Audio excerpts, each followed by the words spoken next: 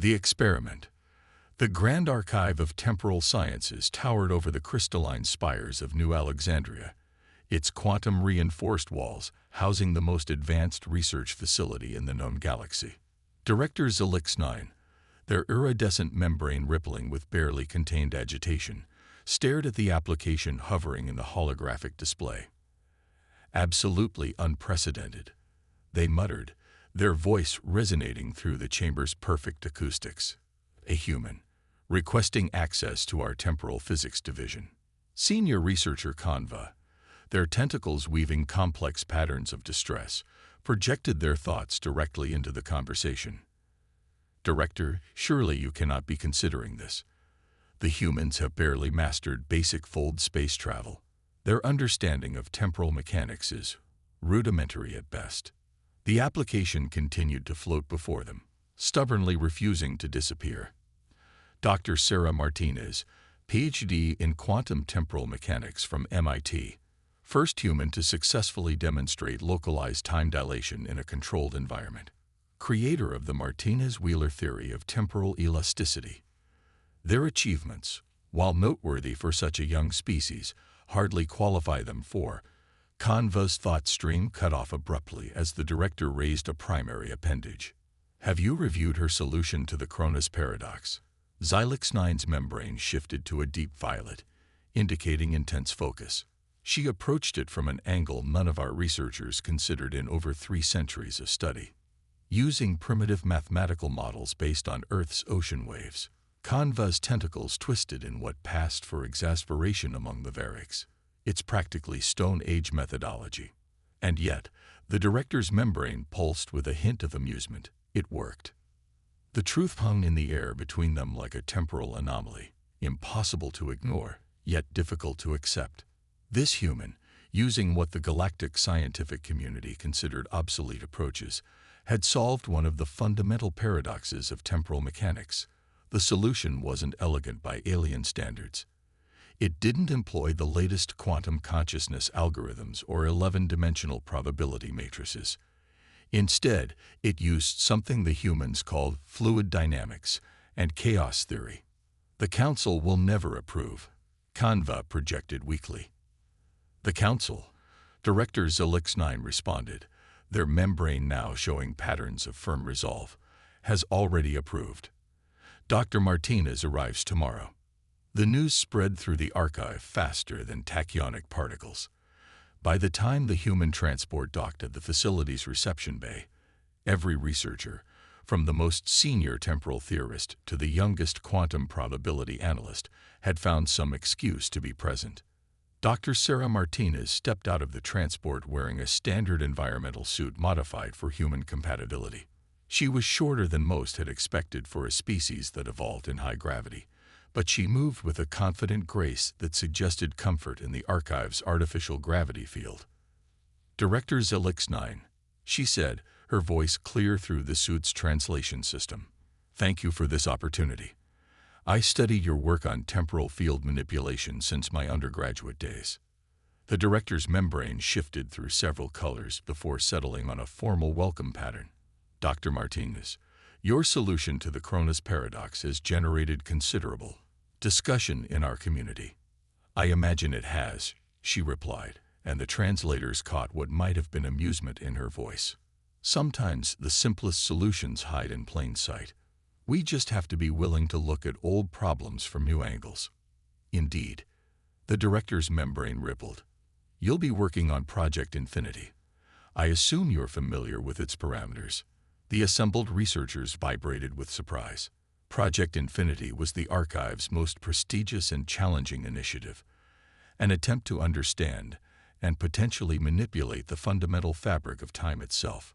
Most considered it centuries away from any meaningful breakthrough. The attempt to isolate and study temporal particles at the quantum level. Martinez nodded.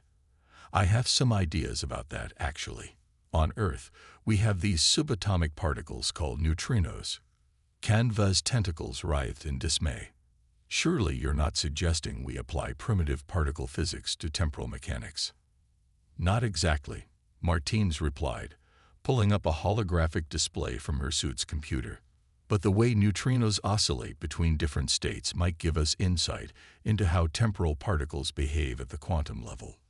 See, if we consider time as a fluid medium rather than a rigid framework. The gathered scientists watched in fascination and horror as this representative of a species that had achieved faster than light travel barely a century ago, began explaining her theory.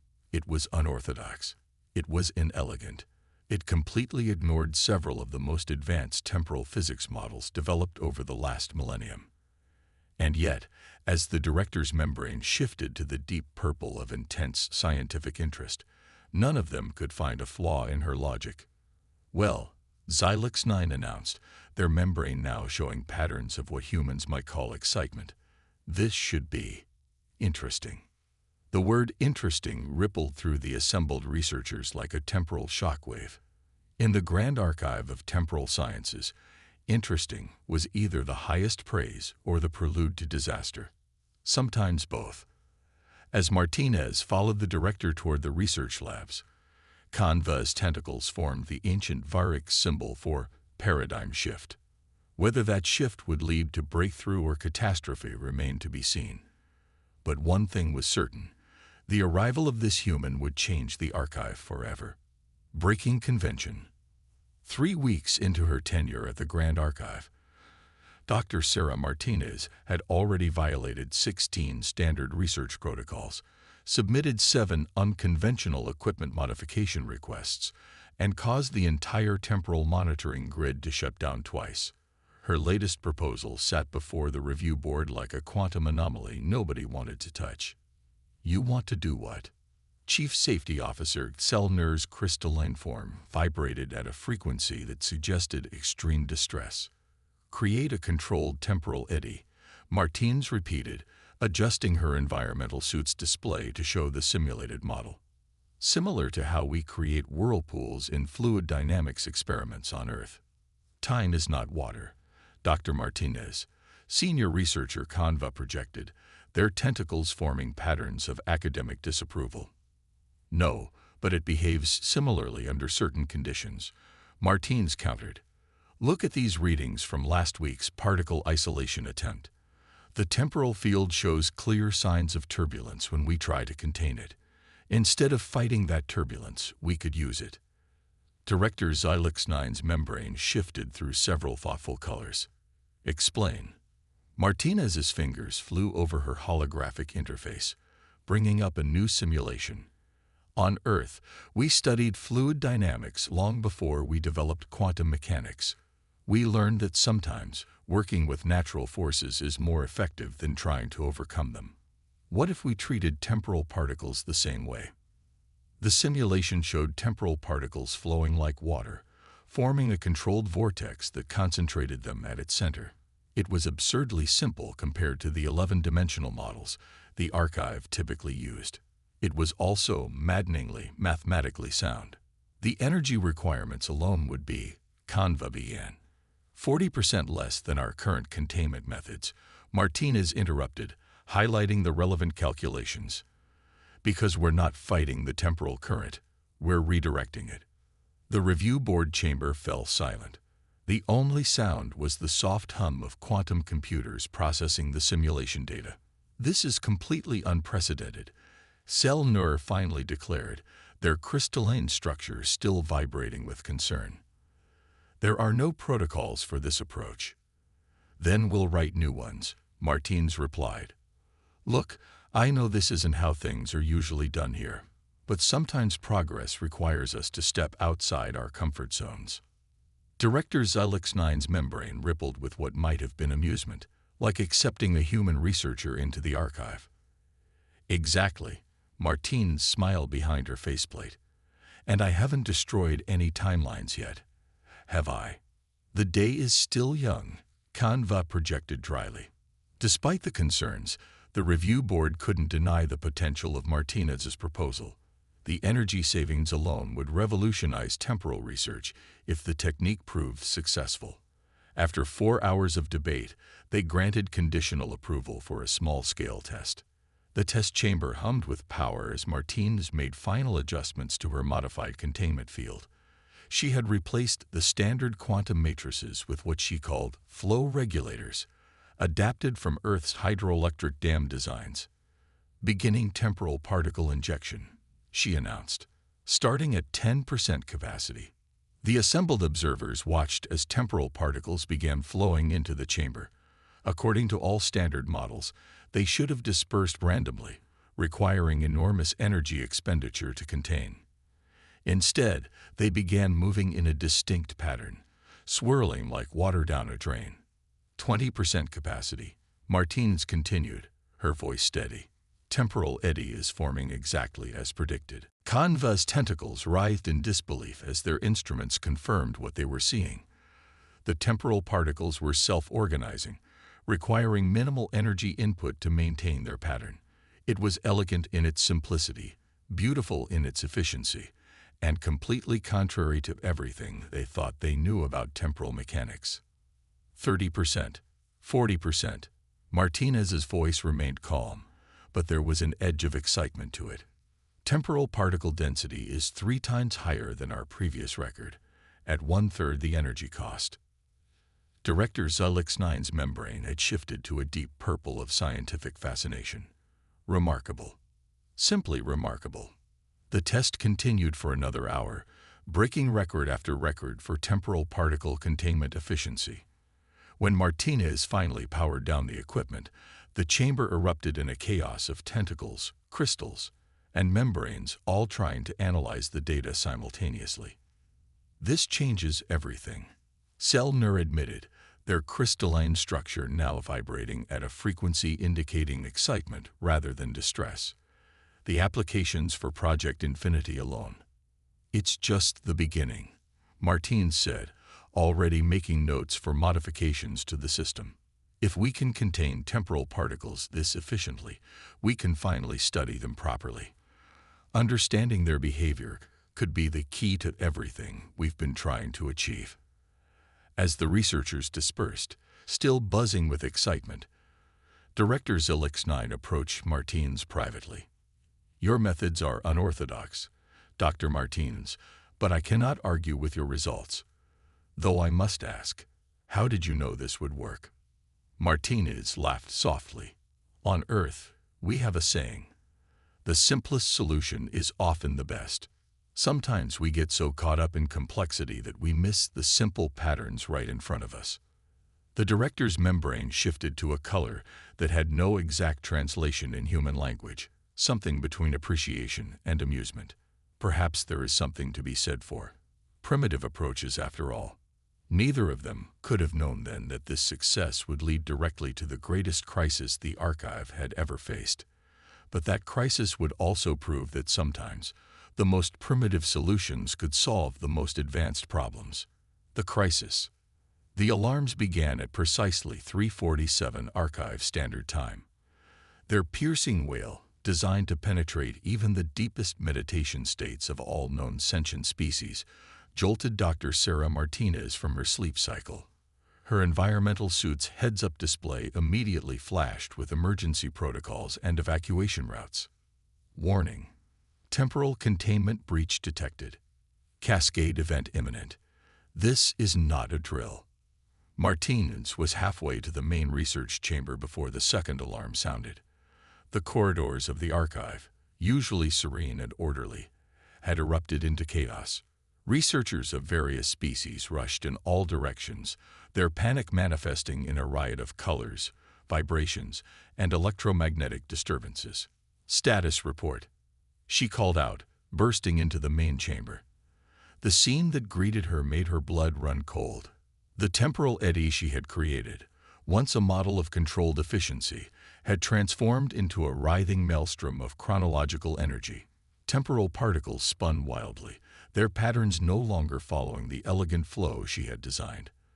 The containment field flickered ominously, straining against forces it was never meant to contain. What happened? She demanded, rushing to the nearest control station. Senior researcher Canva's tentacles moved in patterns of extreme distress. Routine maintenance cycle. Something went wrong. The flow regulators started to resonate at an unexpected frequency. The temporal particles are multiplying exponentially, Chief Safety Officer Sel Nur reported, their crystalline form vibrating so intensely it was nearly invisible. The containment field can't handle the density.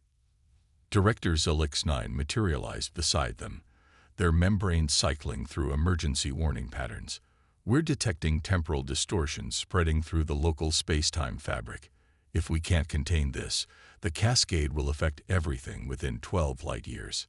Martinez's mind raced. 12 light-years, 3 populated star systems, billions of lives. Standard containment procedures failing, someone announced. Quantum dampeners at maximum capacity. Initiate emergency protocol Omega-7, the director ordered. Full power to the temporal nullification grid. Martinez watched as the archive's most powerful safeguards engage. Streams of exotic particles designed to neutralize temporal energy poured into the chamber. The maelstrom seemed to hesitate, its wild spinning slowing momentarily. Then it exploded outward with renewed fury. Nullification grid failing. Sel Nur's voice had taken on a harmonic indicating pure terror. The cascade is becoming self-sustaining. Martinez stared at the readings, her mind racing through possibilities. The temporal particles weren't just multiplying. They were evolving, adapting to every countermeasure the archive threw at them. It was almost like, "Oh my God," she whispered. Then louder, "It's acting like a storm system." Canva's tentacles froze mid-motion. What? Look at the particle behavior patterns. Martinez's fingers flew across her console, highlighting key data points. It's not just similar to fluid dynamics anymore. It's showing all the characteristics of a supercell thunderstorm. The multiplication, the adaptation, the energy distribution. Fascinating. Zelix-9's membrane rippled, but how does this help us? On Earth, we can't stop a thunderstorm, Martinez explained, already modifying containment protocols. But we can influence where it goes and how it behaves. If we treat this the same way, you want to guide a temporal cascade. Sel Nur's crystalline structure practically screamed disbelief. The energy requirements alone would be astronomical. Not if we work with it instead of against it, Martinez insisted. Just like with the original containment system, we need to create a path of least resistance, guide it where we want it to go. And where exactly would we guide a temporal cascade? Canva projected skeptically. Martinez pulled up a map of local space. There's a stellar nursery 3 light-years out, mostly hydrogen, no developed systems. If we can channel the cascade there, the temporal energy would disperse harmlessly in the gases. Director Zelix-9 finished, their membrane showing the first patterns of hope since the crisis began. But the precision required. We don't have a choice, Martinez said grimly. Standard containment is failing. We have maybe 20 minutes before this thing tears apart the local space-time continuum. The director's membrane shifted through several rapid color changes before settling on the pattern for executive decision. Do it. Martinez's fingers danced across her console, implementing modifications faster than the archive's systems could process them. She was breaking at least 30 safety protocols, violating fundamental principles of temporal mechanics, and probably ending her career in the process. But if it worked, rerouting power to the modified containment grid, she announced, beginning temporal current manipulation in 3, 2, 1. The chamber filled with a light that shouldn't have been possible in normal spacetime.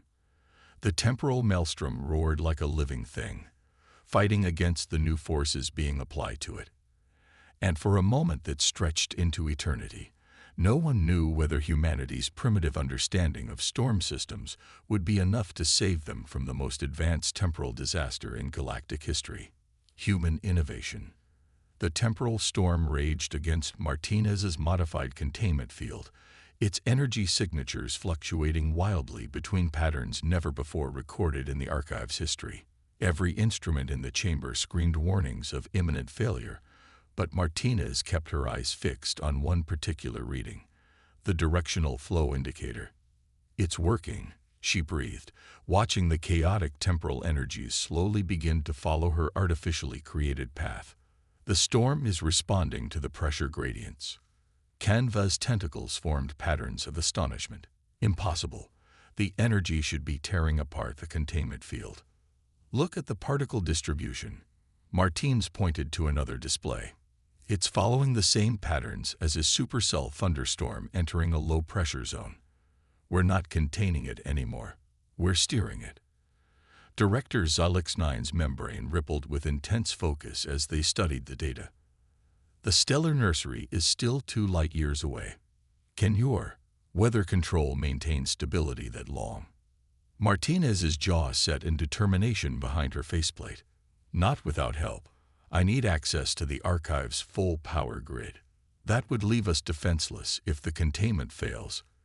Cell Nur protested, their crystalline structure resonating with alarm. We're already defenseless, Martins countered. This isn't about defense anymore. It's about survival. But I have another idea that might help. Something from Earth's history.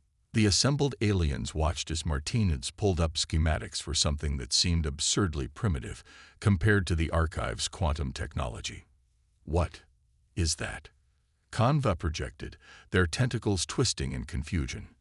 Lightning rod technology, Martins explained quickly. From Earth's industrial age. We used them to protect buildings by providing a controlled path for electrical discharge. If we modify the quantum arrays to work on the same principle, you want to combine prehistoric human technology with the most advanced temporal control systems in the galaxy. Cell Nur's crystalline form vibrated with disbelief. Exactly, Martinez nodded, already making calculations. The temporal particles are behaving like an electrical storm. If we give them an attractive path to follow. Director Zolix-9's membrane shifted to a deep violet of intense consideration. The quantum arrays were never designed for this. Then we'll modify them, Martinez insisted. Look, I know it sounds crazy, but sometimes the simplest solutions are the best ones. We don't need to understand every aspect of temporal mechanics to use basic principles of energy flow. The director's membrane pulsed once, twice, then settled into the pattern for emergency authorization. Do it. Full access to all systems granted. Martinez's fingers flew across her console, implementing modifications that would have made any traditional temporal physicist faint. She was essentially turning the most advanced research facility in the galaxy into a glorified lightning rod for temporal energy. Quantum arrays reconfigured, she announced. Beginning power transfer.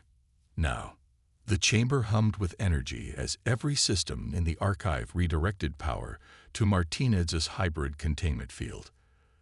The temporal storm, still raging with enough force to tear apart the local space-time continuum, began to follow the path she had created, a channel of carefully calculated quantum attractors leading straight to the stellar nursery.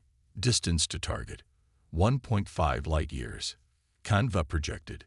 Storm front maintaining coherence along the designated path. Power consumption is off the charts, Cell Nur reported, their crystalline structure vibrating with concern.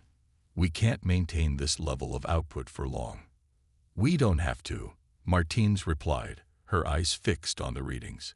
Once it reaches the hydrogen field, the temporal energy will naturally disperse. We just have to get it there. Minutes stretched like hours as they watched the temporal cascade follow their artificial channel through space. Every researcher in the chamber held their breath, or equivalent biological function, as the storm approached its target. 0.5 light-years to target, Kanda announced. Storm front beginning to show signs of, wait, something's wrong. Martinez saw it too. The temporal energies were starting to collapse in on themselves, threatening to create a singularity that would be even more devastating than the original cascade. No, she muttered, not when we're this close. Her mind raced through possibilities, drawing on everything from advanced temporal mechanics to basic Earth meteorology. Then it hit her. We need to create a vortex, she declared, already modifying the containment field, like a tornado hitting warm water. If we can force the energy to spread out instead of collapse, the power requirements, Cell Nur began, will kill us if we try it, Martinez finished. But if we don't, we're dead anyway. Director. Xylix-9's membrane showed patterns that had no human equivalent, something between resignation and hope. Do it. Martinez took a deep breath and initiated the final sequence, knowing that she was either about to save 3 star systems or create the biggest temporal disaster in galactic history. Either way, she was about to make history, assuming history still existed in the next few minutes. Paradigm shift. The moment Martinez initiated the vortex sequence, every alarm in the archive began screaming simultaneously. The temporal storm, caught between the artificial quantum attractors and the new rotational forces, writhed like a living thing. Energy readings exceeded anything ever recorded in the facility's history. Power grid at critical levels. Cell announced, their crystalline structure vibrating at frequencies that threatened to shatter. Structural integrity of the quantum arrays failing. 10 seconds to contact with the stellar nursery. Canva projected urgently. The storm is still collapsing. Martinez's fingers danced across her console, making micro-adjustments to the vortex parameters. She was working purely on instinct now, treating the most dangerous temporal event in galactic history like a weather system over the American Midwest. Come on, she muttered through clenched teeth. Just a little further. The temporal storm reached the edge of the hydrogen field, its energies still threatening to collapse into a singularity. For one terrifying moment, nothing happened. Then, energy dispersion detected. Canva's tentacles formed patterns of disbelief. The storm, it's breaking up. On the main display, they watched as the temporal cascade began to dissipate into the stellar nursery. The concentrated temporal particles, following Martinez's carefully crafted vortex, spread out through the hydrogen field like food coloring in water. Within minutes, the readings dropped to manageable levels. Containment field holding, Martinez reported, her voice hoarse with exhaustion. Temporal particle density returning to normal parameters. The chamber erupted in a chaos of celebratory colors, vibrations, and electromagnetic pulses. Researchers who had moments ago been preparing for their own dissolution into temporal chaos were now producing their species' equivalent of cheers and applause. Director Xylix-9 approached Martinez, their membrane displaying patterns of deep respect. Dr. Martinez, you have just rewritten our understanding of temporal physics, using methods that our most advanced researchers would have dismissed as primitive. Sometimes, Martinez replied, finally allowing herself to relax slightly. The old ways are the best ways. We spent so much time on Earth dealing with natural forces we couldn't control. We had to learn to work with them instead. A lesson, the director's membrane rippled thoughtfully, that perhaps the galactic scientific community needs to learn. We have become so focused on controlling the forces of nature that we forgot to understand them first. In the days that followed, the archive buzzed with activity as researchers analyzed every aspect of what had become known as the Martinez event. Teams of temporal physicists pored over the data, trying to understand how a combination of prehistoric Earth technology and advanced quantum mechanics had prevented a catastrophic temporal cascade. 1 week after the crisis, Martinez stood before the Grand Scientific Council itself, presenting her findings. The chamber was packed with representatives from every major scientific institution in the galaxy. The key, she explained, highlighting relevant data points, was recognizing that temporal energy, like all natural forces, follows certain fundamental patterns. By applying principles we learned from studying Earth's weather systems, we were able to guide rather than contain the temporal cascade. But this goes against everything we know about temporal mechanics. One council member protested. No, Martinez corrected gently. It goes against everything we thought we knew. The universe doesn't care about our theories. It operates according to its own rules. And sometimes those rules are simpler than we imagine. The council chambers filled with thoughtful murmurs as the implications sank in. Centuries of advanced temporal theory were being challenged by principles derived from studying Earth's atmosphere. We propose, Director Xylix-9 announced, their membrane showing formal presentation patterns, the establishment of a new research division at the archive, one dedicated to studying the application of fundamental natural principles to advance temporal mechanics, with Dr. Martinez as its head. The Council's approval was unanimous. Within months, the archive began accepting researchers from Earth and other developing worlds, recognizing that sometimes the freshest insights come from those not bound by traditional thinking. As Martinez stood in her newly assigned laboratory, surrounded by a mix of Earth-based meteorological equipment and advanced temporal sensors, she couldn't help but smile. On one wall hung a simple barometer, a gift from her old Earth university. On another, the most advanced temporal particle detector in the galaxy. An interesting combination. Canva projected, entering the lab. Their tentacles no longer showed patterns of skepticism when dealing with Earth technology. The best kind, Martins replied, checking readings on both instruments. Sometimes you need to look backward to move forward.